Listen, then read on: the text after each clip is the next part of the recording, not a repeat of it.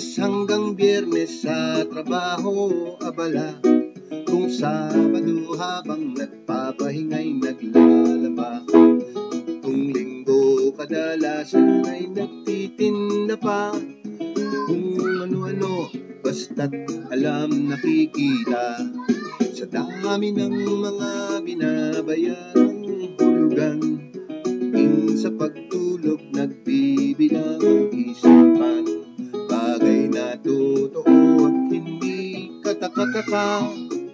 Marami ang ganyan ang buhay sa Amerika. Oh, ang buhay sa Amerika, hindi laging langit at hindi laging masaya. Kaya kung malayo ka sa iyong minamahal, araw, buwan, taon ay parang mabagal.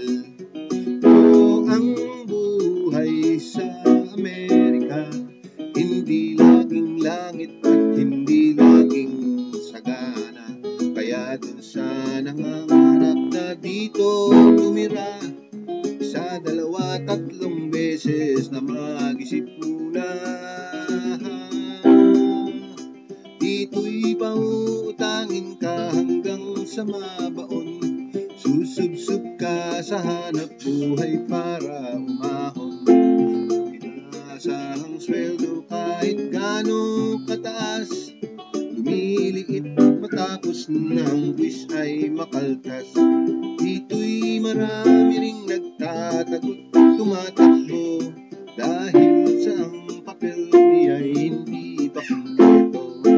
Mayroong napipilitang sa kano'y magpakasal, maging legal lamang kahit na yung kano'y bunga.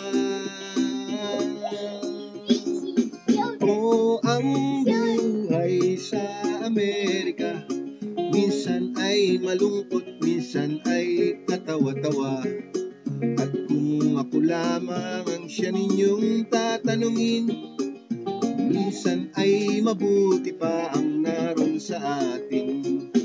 Oh, ang buhay sa Amerika, hindi laging langit at hindi laging maganda.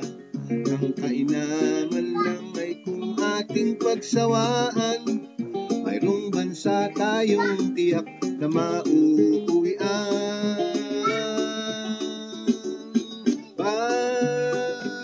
Bayan kong Pilipinas, tayo'y kanyang tatanggapin kahit anong oras. Pilipinas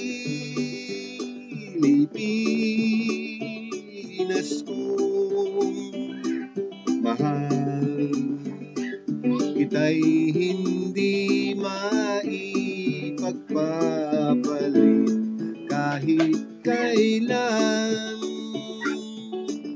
Mga kababayan, tayo po'y magsama-sama sa iisang adhikay ng Pilipino. Ito ay ang magkaisa. Magkaisa tayo.